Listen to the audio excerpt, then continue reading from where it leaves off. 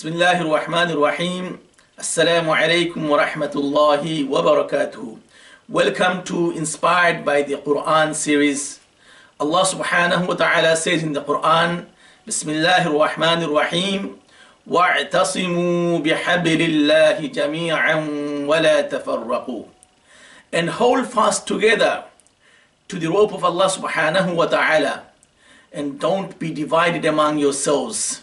So Allah subhanahu wa ta'ala orders us, commands us in the Quran to hold together to the rope of Allah subhanahu wa ta'ala, hablullah, ay wastamsaku bideen al-Islam, to hold together the deen of Allah subhanahu wa ta'ala, al-Islam, wa bil-Quran, and by the Quran.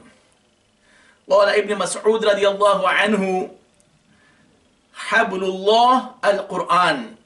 So Ibn Mas'ud radiyallahu anhu says that when Allah subhanahu wa ta'ala mentions hablullah or wa'tasimu bihablillah, that we should hold together the rope of Allah subhanahu wa ta'ala. Ibn Mas'ud radiyallahu anhu says that the rope of Allah or hablullah is al-Quran. قال النبي صلى الله عليه وسلم إن هذا القرآن huwa hablullah, mentioned in Muslim, that surely this Quran is the rope of Allah subhanahu wa ta'ala.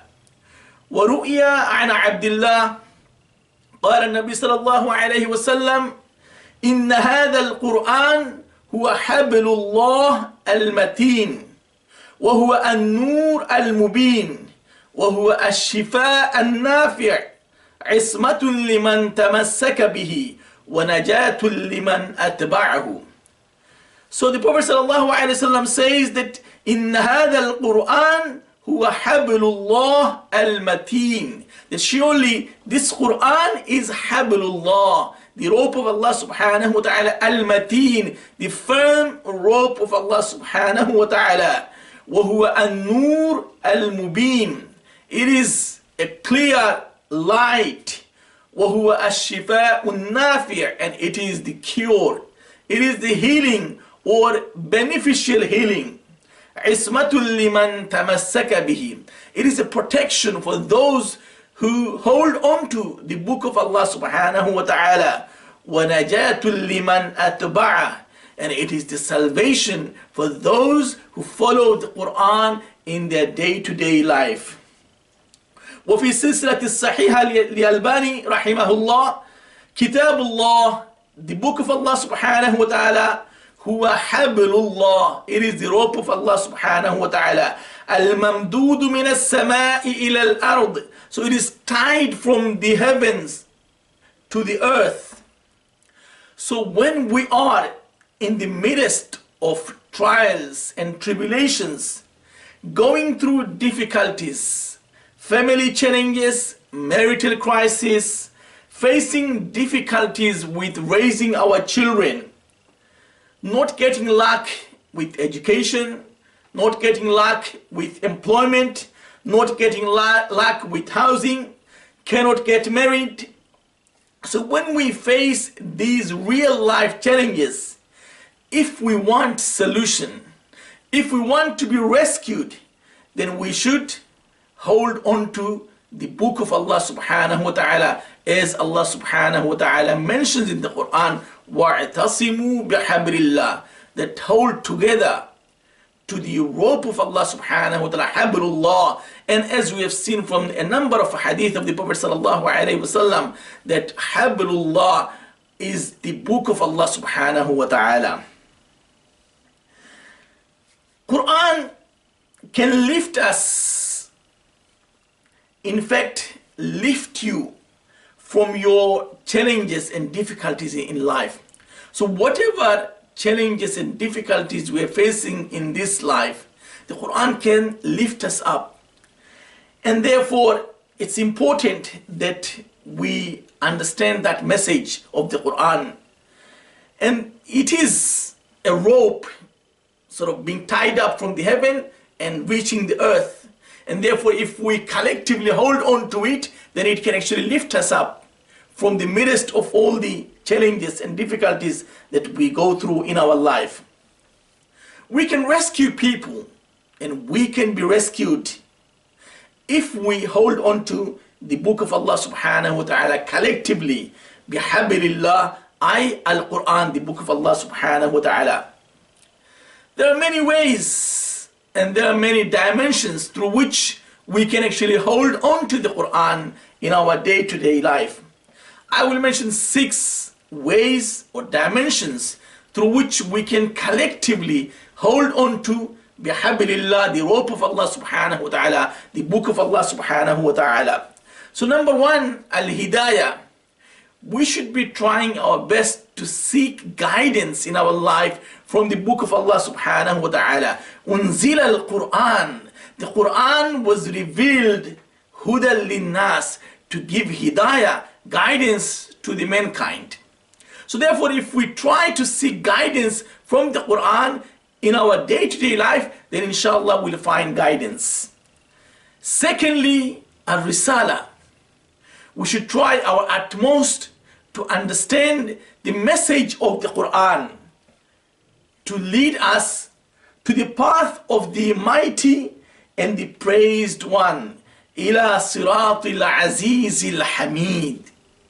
So if we try to understand the message, the risala of the Quran, that will lead us to the straight path, to the path of Almighty Allah subhanahu wa ta'ala, the praised one, ila siratil azizil hamid. Number 3, tilawa. If we try to recite the Quran on a regular basis, and if we recite the Quran correctly with tajweed on a regular basis, it will give us spirituality in our life. It will uplift our spirituality, and it will also provide healing or cure to the diseases that we have in our hearts. Shifa'ul lima fi sudur. The Quran is a cure, is a healing for the diseases that we have in our hearts. Number 4, al-hifz. If we try to memorize the Quran, then we will become the best of people. The Prophet ﷺ says, Ashrafu ummati hamalatul Quran. The best of my people are the ones who carry the Quran, i.e. who memorize the Quran and they carry the Quran. So therefore, again, when we memorize the Quran, we find shifa in our life. We find spirituality in our life with the tilawah and with the hifz. Number 5, al-Arabiya, or the language of the Quran. If we want to understand the message of the Quran, if we want to take guidance from the Quran, if we want to find shifa from the Quran, then we have to understand the language of the Quran, because the Quran is revealed in Arabic language. So Allah subhanahu wa ta'ala says, Inna anzalnahu Qur'anan Arabiyyal la'allakum ta'qilun. Surely Allah has revealed an Arabic Quran, la'allakum ta'qilun. Perhaps you and I will understand. And number 6, ad-da'wah. Although ad-da'wah is to invite people to the way of Allah subhanahu wa ta'ala, but I will say it is about sharing the goodness and the guidance of Allah subhanahu wa ta'ala with the people who are deprived from this guidance and from this everlasting success. So therefore, there are millions of people out there who are deprived from this guidance. It is our role to share this guidance with those people. And this is why Allah subhanahu wa ta'ala says in the Quran, وَمَنْ أَحْسَنُ قَوْلًا مِمَّنْ دَعَا إِلَى اللَّهِ وَعَمِلَ صَالِحًا وَقَالَ إِنَّنِي مِنَ الْمُسْلِمِينَ. Who is better in speech than the one who invites people to Allah subhanahu wa ta'ala? قَوْلًا مِمَّنْ دَعَا إِلَى اللَّهِ وَعَمِلَ صَالِحًا. Not only they do the preaching, i.e. not only they do the talking, but they also do the walking. وَعَمِلَ صَالِحًا. They also act upon the Quran, i.e. they undertake all good actions, righteous deeds.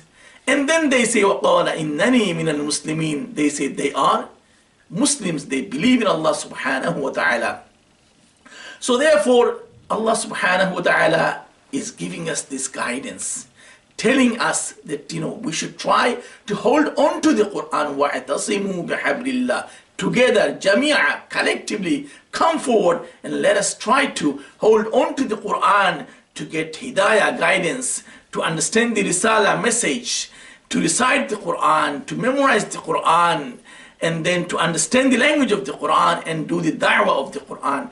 If we can fulfill those different dimensions of the Quran in our life, which is an ongoing process, some people will achieve higher than the others. So therefore, it doesn't matter what you achieve. What matters is your intention and is your effort. So whatever intention I have and the effort that I put into to increase the guidance in my life, to increase the message of the Quran in my life, tilawah of the Quran, hifz of the Quran, language of the Quran, da'wah of the Quran, inshallah we will see the results in the hereafter.